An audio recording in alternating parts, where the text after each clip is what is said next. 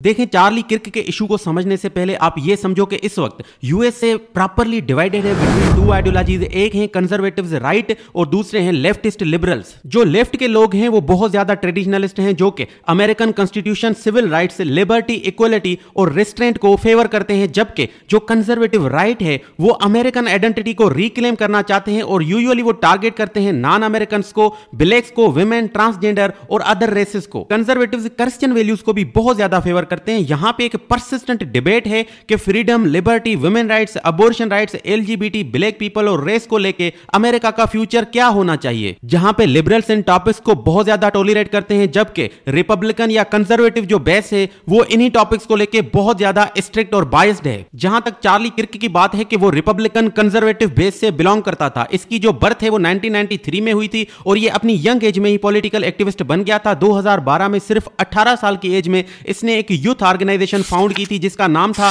Turning point USA, जहां पे उन्होंने यूथ को मोबिलाइज किया और बहुत ज्यादा वर्बल अटैक्स किए liberals, women, transgenders, blacks, foreigners और अदर सिविलाइजेशंस के ऊपर। इसी ऑर्गेनाइजेशन में पूरे यूएसए में 800 से ज्यादा यूनिवर्सिटीज के कैंपसेस ने एफिलिएशन की। और किर्क ने एक और ऑर्गेनाइजेशन एक्शन पॉइंट फेथ भी बनाई, जहां पे इसने कोशिश की कि चर्च को रिवाइव किया जाए और चर्च गवर्नमेंट में ज्यादा रोल प्ले करे। और किर्क ने 7 माउंटेन मैंडेट की बहुत ज्यादा सपोर्ट की, जिसका बेसिक आर्गुमेंट यह है कि जो 7 सोसाइटी के इंस्टीट्यूशंस हैं वहां पे क्रिश्चियनिटी का कंट्रोल होना चाहिए, जिनमें religion, family, government, education, media, arts और बिजनेस आ जाते हैं। सेपरेटली चार्ली किर्क एक पॉडकास्ट भी होस्ट किया करते थे जिसका नाम था चार्ली किर्क शो, और कहा जाता है कि 5 लाख से ज्यादा ऑडियंसेस एक्टिवली इस शो को सुना करते थे। यूएसए का जो सिविल राइट्स एक्ट है, चार्ली किर्क ने एक बार को इसको ह्यूज मिस्टेक कहा था और विमेन के अगेंस्ट इसने कहा था कि जो लिबरल विमेन है they want to die without children. He was also anti black and anti transgender. George Floyd, जिसको 2020 में $20 की वजह से पुलिस ने मर्डर कर दिया था, उसको इसने स्कम बेग कहा था। यहां तक कि मार्टिन लूथर किंग, जो कि यूएसए में ब्लैक राइट्स मूवमेंट का लीडर समझा जाता है, चार्ली किर्क ने